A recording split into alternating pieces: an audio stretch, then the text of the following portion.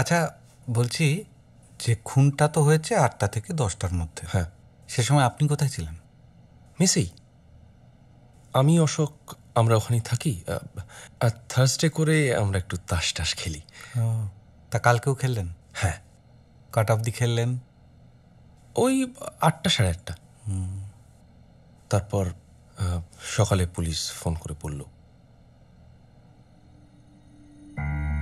আচ্ছা ইন্দ্রবাবু, অশোকবাবু সারা রাত ফিরলেন না, আপনি খোঁজ নিলেন না? হ্যাঁ, খোঁজ নিয়েছি, ফোনে পেলাম না। তখন মনে হলো ও তো মাঝে মাঝে কার্শিংয়ে যায়, সেরকমই গেছে, হয়তো সকালে ফিরে আসবে। তারপর তো ঠান্ডা হয়ে গেল। হ্যাঁ, এই কফিটা ও কোনো ব্যাপার না, ও আমি খেয়ে নেবো। দার্জিলিংয়ের কফি বলে কথা। তা আপনারা কারা কারা তাস খেলেন? আদিত্য দাস, অ্যাকাউন্টসের শেখরদা আর জিমি, ওরই মেসেই থাকে।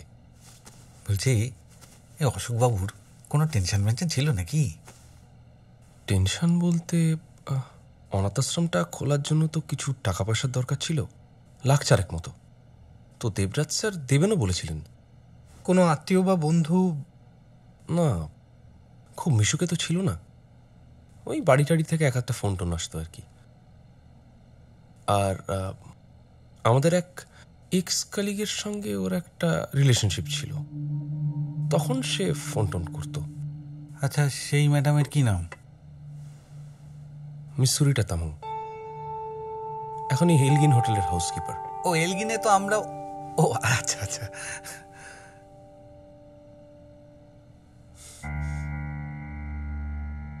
আপনার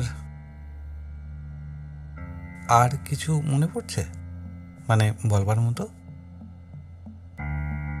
হ্যাঁ, গতকাল রাতে মিসের ল্যান্ডলাইনে একটা ফোন এসেছিল, ওকে মোবাইলে পাইনি তাই।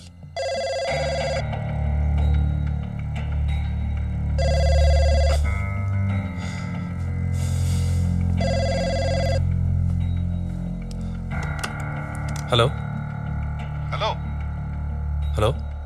অশোক বেরা আছেন? না, ফেরেনি এখনো। হ্যালো হ্যালো হ্যালো, কে বলছেন? আমি জয়ন্ত বলছি। জয়ন্ত, কিছু বলতে হবে? আচ্ছা ওনার কোনো মেল আইডি পাওয়া যাবে? হ্যাঁ, একটা অফিসিয়াল মেল আইডি আছে, লিখে নিন। ashokbere@newheritage.co.in। Hello ASHOK। Hello hello, হ্যাঁ শুনছি, বলুন। @newheritage। হ্যালো, আসুন।